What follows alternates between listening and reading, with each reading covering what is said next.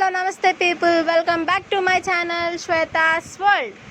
ఈరోజు నేను మీకు ఒక యూస్ఫుల్ రెసిపీని చెప్దాం అనుకుంటున్నాను. ఈ రెసిపీ డాగ్స్ కోసం. మీరు థంబ్నెయిల్ చూసుంటే మీకు అర్థమయ్యేది.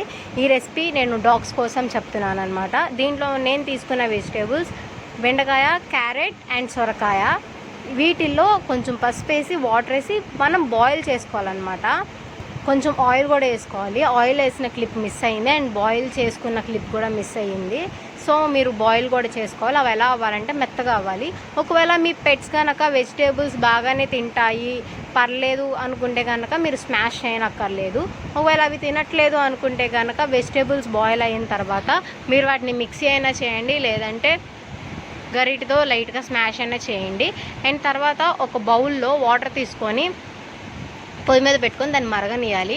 అవి మరుగుతున్నప్పుడు దాంట్లో మనం ఎగ్స్ వేసుకోవాలన్నమాట. చూడండి, ఇప్పుడు నేను వేస్తున్నాను కదా, అలా బాయిల్ అవుతున్న వాటర్లో ఎగ్స్ వేసి ఎగ్స్ని మనం తిప్పుతూ ఉండాలి.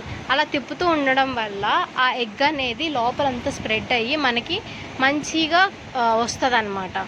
సో చూడండి, నేను ఎలా అయితే చేస్తున్నానో మీరు కూడా అలాగే అన్నమాట. It's easy only.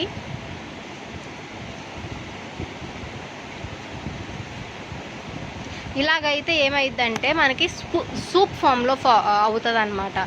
ఈ ఎగ్ అంతా కూడా సూప్ లాగా అవి ఆ వాటర్ మొత్తం ఆ స్మెల్ అనేది అవుతుంది. అండ్ వెజిటేబుల్స్కి కూడా బాగా పడుతుంది కాబట్టి డాగ్స్ ఏంటంటే ఆ స్మెల్కి తినేస్తాయి. బెటర్ మీరు ఆ ఎగ్ వైట్ ఒక్కటే వేయడానికి ట్రై చేయండి. ఎగ్ వైట్ని మాత్రమే ప్రిఫర్ చేయండి. ఆ ఎల్లో ఎగ్ అయితే వేయక్కర్లేదు. కానీ నేను మా లియో ఆ ఎల్లోది లేకపోతే తినదని చెప్పి నేను వేశాను. అండ్ తర్వాత నేను కూడా మెల్లిమెల్లిగా ఆ ఎల్లో అనేది అవాయిడ్ చేసి ఎగ్ వైట్ ఒక్కటే వేస్తాను. బట్ డాగ్స్కి ఎల్లో పెట్టకూడదు, ఎగ్ వైట్ మాత్రమే పెట్టాలి. సో మీరు కూడా ఈ టిప్ని ఫాలో అవ్వండి. వాటికి గ్యాస్ట్రిక్ ప్రాబ్లమ్స్ వస్తాయంట ఆ ఎగ్ పెట్టడం వల్ల. సో మీరు కూడా అవాయిడ్ చేయడానికి ట్రై చేయండి. అండ్ ఇలాగ ఉడుకుతున్నప్పుడు మనం ఏదైతే బాయిల్ చేసుకొని స్మాష్ చేసుకొని పెట్టుకున్న వెజిటేబుల్స్ ఉన్నాయో, మీరు స్మాష్ చేసుకోకపోతే ఓకే, చేసుకోవాలనుకున్నా ఓకే, అది మీ ఇష్టం అండ్ మీ ఎవరి చాయిస్. అండ్ మీ పెట్ ఎలాగైతే తింటుందో ఆ రకంగా మీరు పెట్టండి. నేను ఆయిల్ కూడా వేసుకొని దాన్ని బాయిల్ చేసుకున్నాను కదా. ఇప్పుడు దీన్ని నేను అందులో చేసేసి అండ్ ఒక 5 minutes అలాగే బాయిల్ చేయాలి వెజిటేబుల్స్తో పాటు.